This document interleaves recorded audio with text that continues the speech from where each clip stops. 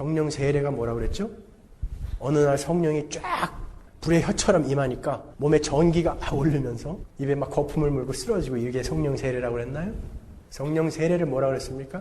창세전에 언약하신 하나님의 그 언약을 따라 예수 그리스도가 이 땅에 오셨고 그 일을 완성하셨고, 그 완성하셨다라는 보증으로 성령이 그 하나님의 택하신 백성들에게 내려오는 그 사건은 우리가 성령 세례라고 그랬어요. 그로 말미암아 그 하나님의 백성들의 눈이 뜨여지게 되는 그 사건.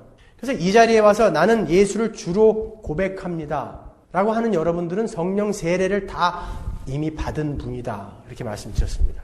그리고 그 성령이 오셔서 우리의 눈을 뜨게 해주시고 죄에 대하여, 의에 대하여, 심판에 대하여, 예수에 대하여, 구원과 은혜에 대하여 우리에게 깨닫게 해주시고 이해시켜 주시는 것이 바로 성령의 사역이지, 성령은 우리에게 오셔서 무슨 능력을 발휘하게 해주시고 이러는 것 아니다라고 제가 말씀드렸습니다. 그러니까 성령 세례라는 것은 다분히 수동적이라고요. 하나님의 주권에 의해서 우리에게 주어지는 거예요.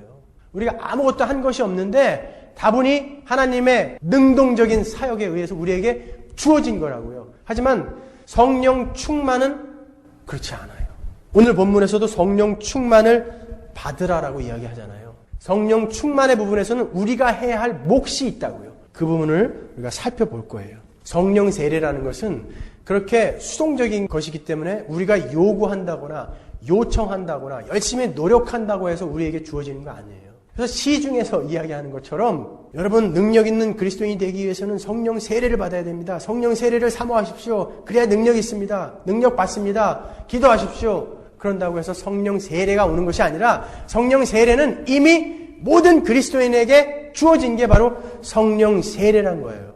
그러니까 성경 어디에도 성령 세례를 받아라라는 명령이 없다고요. 여러분 성경을 보셨으면 아실 거 아닙니까?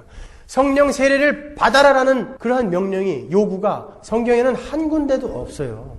모든 그리스도인은 그렇게 성령 세례를 이미 받은 것입니다. 고린도전서 12장 13절 보십시오.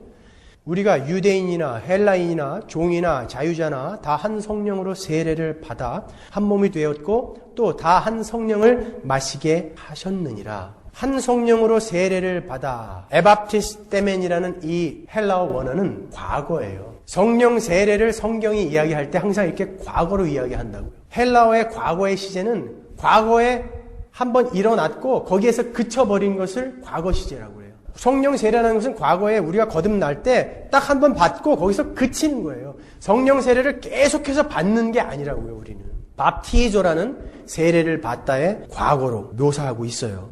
성령은 이미 우리 안에 계신 것입니다. 그러니까 우리가 어느 정도 하나님이 원하는 수준까지 자라나야 우리에게 그 성령이 오셔서 우리가 능력 있는 그리스도인이 되는 게 아니라 죄와 허물로 죽어있던 우리에게 성령이 뚫고 들어오시는 것, 그것을 성령 세례라고 그래요. 이 고린도전서에서 우리가 다 한 몸으로 한 성령으로 세례를 받았다라고 하는 이 고린도 교회에게 사도 바울이 뭐라고 그러는 줄 아십니까? 계속해서 너희들은 어리다, 어리석다, 유치하다, 계속 그런다고요. 그러니까 어느 정도 이렇게 수준이 되어 있는 자들이 아니라 어리고 어리석고 유치하고 죄와 허물로 죽어있던 그러한 자들에게 인트루전, 뚫고 들어오셔서 성령이 우리 안에 자리 잡고 계신 것을 성령 세례다, 이렇게 이야기하는 거예요. 그러니까 성령이 오셔서 우리를 그리스도라는 머리에다가 몸으로 착 붙여주시는 거, 그리스도와 연합되게 만들어주시는 거, 그것을 성령 세례라고 하는 거예요. 복습하는 거예요, 여러분. 그러나 오늘 본문에 성령 충만을 받으라라는 그 말은 현재 시제라고요. 성령 충만을 받으라라는 말은 성경에 딱 한 번 여기 나와요. 그러니까 성령 충만을 받으라. 이 헬라어의 현재 시제는 계속적이고 반복적인 진행형을 의미한다고요. 계속적이고 반복적인 진행형을 의미한다는 것은 이 성령 충만이라는 것은 계속해서 받고 또 받고 받고 또 받고 해야 된다는 거예요. 그러니까 성령 세례와 성령 충만을 잘 비교해서 확인하고 계셔야 되는 거예요. 성령 충만은 받고 또 받고 받고 또 받고 해야 된다는 거예요. 그러니까 성령 세례는 포지셔널한 거라고요. 그러니까 이미 하나님의 자녀로서 딱 신분이 바뀌어지면 그걸로 끝나는 거예요. 성령 충만은요, experiential한 거예요. 계속 경험적으로, 체험적으로 우리가 우리의 삶 속에서 경험해 나가야 하는 것이 바로 성령 충만이라는 거예요. 오늘은 제가 이렇게 연역적으로 설교를 할 거예요. 주제부터 말씀드리고 설명을 해 나갈 거예요. 성령 충만이라는 것은 뭐라고요? 계속적이고 연속적이고 반복적이란 말이에요. 그리고 체험적이라는 거예요. 성령 세례는 포지셔널한 거예요. 그냥 한 번에 딱 끝나고 말아버리는 거예요.